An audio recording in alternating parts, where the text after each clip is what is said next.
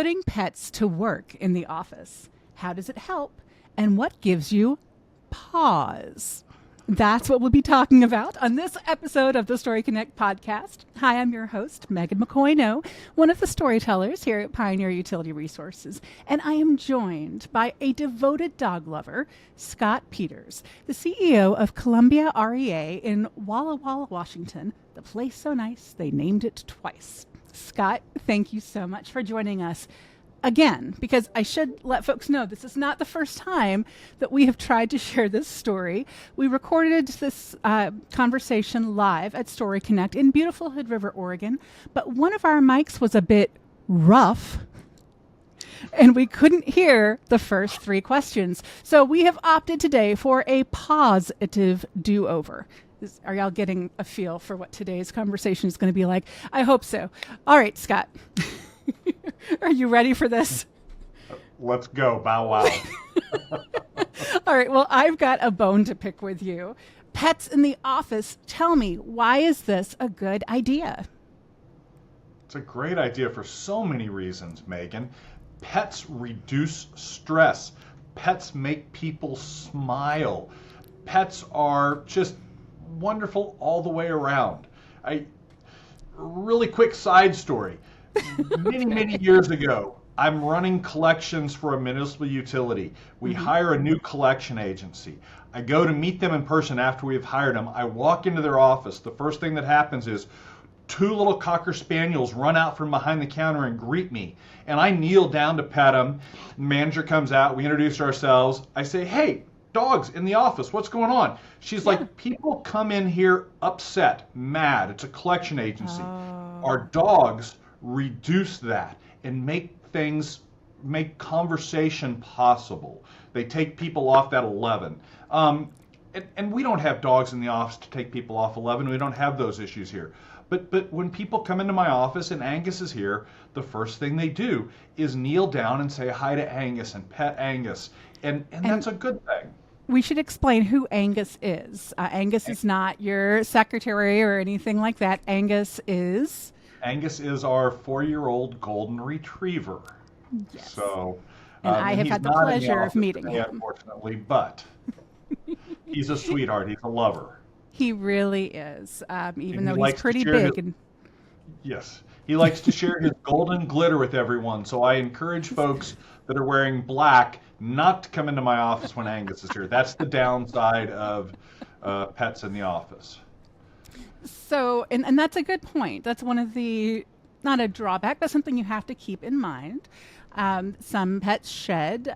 Some people can be allergic to certain pets, right? So I'm curious, the idea of having support pups and kittens after a hard conversation at the co-op, it's a great idea, but putting it in practice can turn into a catastrophe. What guidelines did you put into place before you started the program, just to think through all of that? We talked about how animals might get along with one another. So one of the first things we did was say, all right, we're breaking the office down into kind of 4 quadrants, and people sign up on a calendar, and we're only going to have one dog in each area at any given time. So today, right next door to me, Jennifer has Wendy, her little puppy, in her office. So Wendy is there and as cute as can be. She's got a bandana on and she's got a little sombrero, though she doesn't like the sombrero.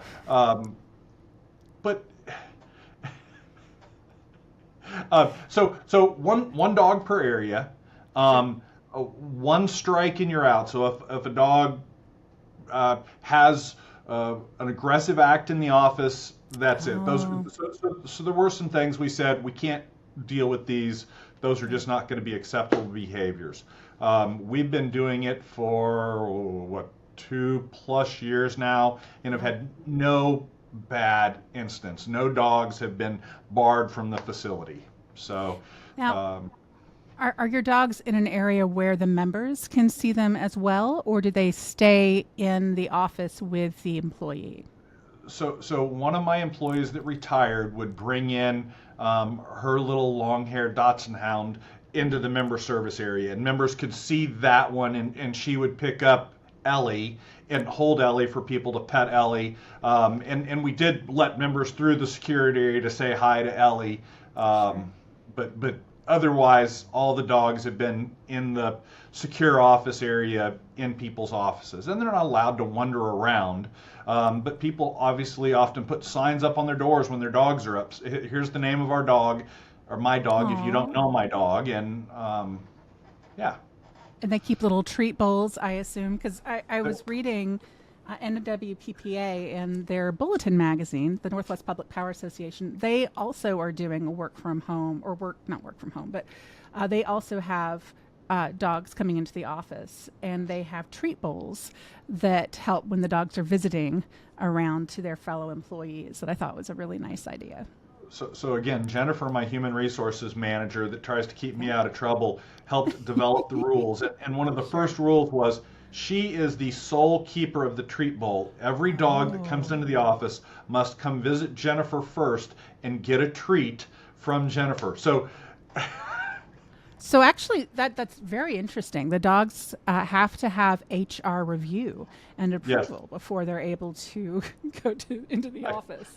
We're a 410 office, and a couple of Fridays ago, I needed to come in and get some stuff done on a Friday, and I had both the dogs with me. My wife was off doing something, and we came in, and Pippin, my small little dog, immediately goes to Jennifer's office and is sniffing all over her shelves. He's like, I know they're here someplace, and I'm not going to leave until.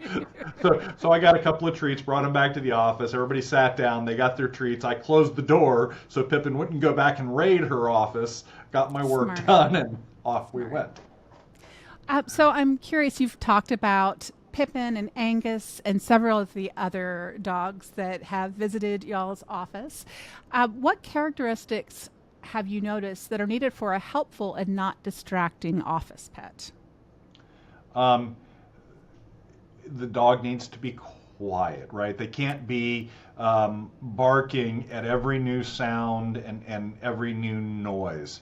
That's, and then they have to be friendly. And people kind of understand those things. Pippin spends much less time in the office than Angus spends in the office. Pippin is a terrier mix and a rescue, and he can get excited and a little noisy every now and then. So if he's in the office, I generally keep my door shut with a sign that says, I'm here, come on in, but Pippin's here. Versus Angus, the door's wide open and Angus is just kind of calm. That's really been the only thing that we've kind of said, all right, the noise can't be distracting. Yeah, and that's a good call. Now, you mentioned that Jennifer helped you put this policy together, and she's your HR manager. Yes. What other elements have been important in that policy? I've heard about having zones, and how many employees do y'all have? 50. 50 employees, so you have 4 zones. So out of 50 employees, no more than 4 dogs can be there any one day. So the other thing we said is the dogs are in the office only. My operations staff, we don't let them put dogs in the truck and take dogs into the field. That seemed like that was a recipe for possible problems. Right. So now, if the meter guys are going to be working in the meter shop programming meters all day instead of out in the field, they brought their dogs into the office, and that would actually be a 5th zone out in the shop. So then a lot of the basic rules. You clean up after your pet, right? So we've got nice lawn at the co-op, but you follow your dog out, and just like you would in a park or anything else, you clean up after your dog. Really, the rules weren't that complex, and I've shared them with a lot of folks, and I think our friends at NWPPA used our policy as a starting point for their venture into this. So. Now, I have to ask, because I know there are a lot of dog lovers out there in the world, and I have had dogs my whole life up until now, but that's because of allergies. And I also used to have a cat and don't have any anymore because my husband has allergies. So I'm an equal opportunity cat and dog lover. So I'm curious, are cats allowed in the co-op club? And if not, how do our feline friends feel about being left out? We said we were starting with dogs only because there are more people that have cat. From my perspective, it seems like there are more people that have cat allergies or don't like cats than dogs. Okay. I haven't had any cat owners mad at me that we haven't allowed cats in the office. So until somebody really presses and says, I want to bring my cat in. But that comes with a whole different, right? If you're going to bring a cat in, you got to bring a litter box in. Yeah. That's a little different situation. So, Okay. and nobody's asked to bring in an exotic pet yet. So, no ferrets, no llamas, no parrots. But, really but hope we somebody could brings a discuss parrot. any of those things if the employee came in and made a case for it. So you're saying eventually you've been doing this 2 years now. Eventually you might have a cat crusader that helps you adapt the rules for feline friends. So Could um, happen. I wouldn't say no to it just out of spite or mischief. good to know. So, Good to and know. we could plant catnip in our outside garden. No, don't do that. You don't want to see what happens when you do that. So I'm curious, you mentioned that you have 4 to 5 zones, 50 employees. How many dogs have applied for a position at your cooperative? One, two, three, 8 or 9 Okay, total. So, nice. um, and it just goes back and forth. We tend to see more pets in the fall and winter, and less pets in the summer because in the summertime, more people have kids at home and things like that, and the dogs stay there.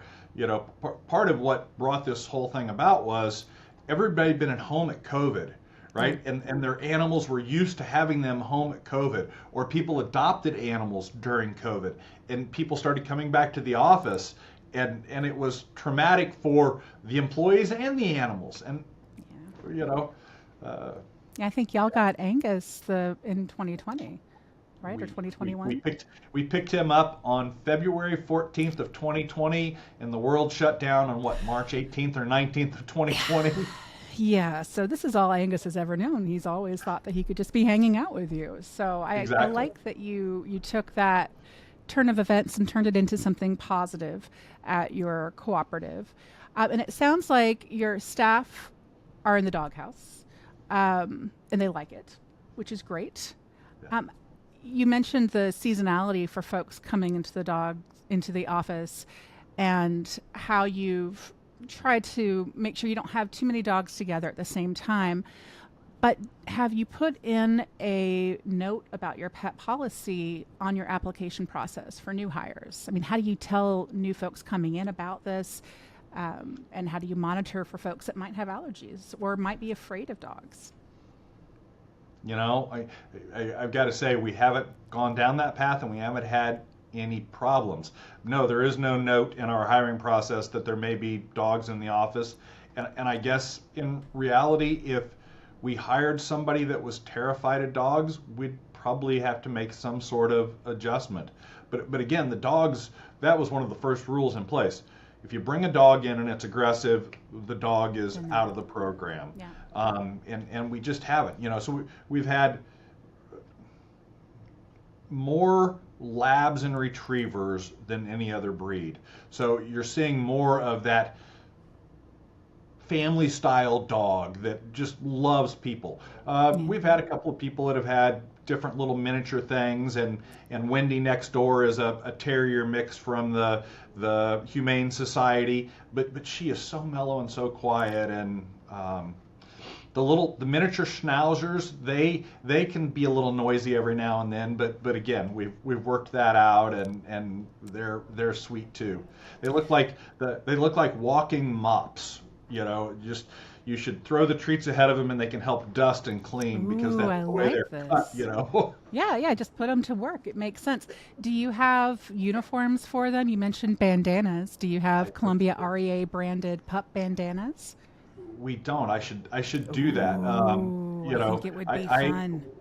Angus gets a bandana when he goes visiting. Wendy has a bandana when she goes visiting. I think it's all up to the owners on how they would like to. But again, I have my logo on. You have your logo on. We should create logoed bandanas for the dogs. I mean, they're working part of the utility. I think it is necessary for them to be dressed accordingly. So I like that you're taking this seriously. I think Columbia it's REA fun. Doghouse created a new logo. Exactly. Yeah. Okay. And it could end up being something fun that y'all do, maybe fundraisers to support local shelters too, and spotlight the dogs at Columbia REA. There's a lot of possibilities, but I really wanted you to be on because I think, especially over the last year or two, I've heard more and more folks thinking about this because, as you said, we got used to being with our animals during the pandemic.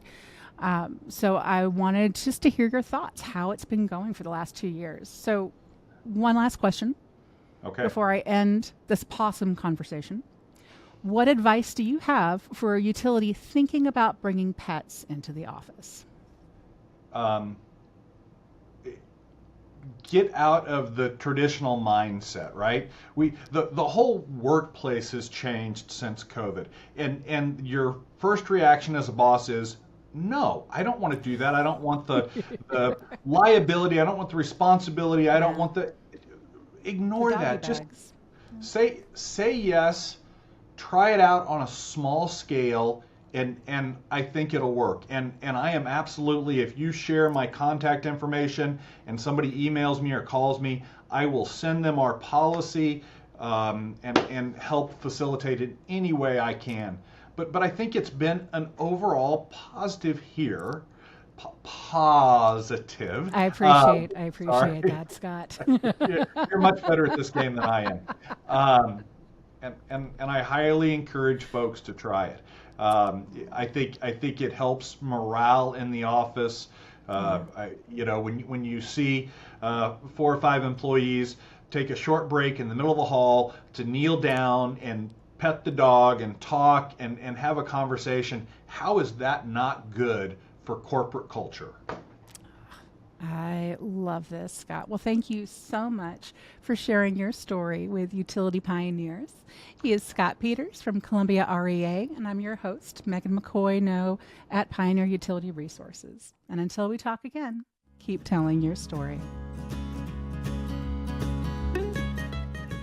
Story Connect is produced by Pioneer Utility Resources, a communications cooperative that is built to share your story.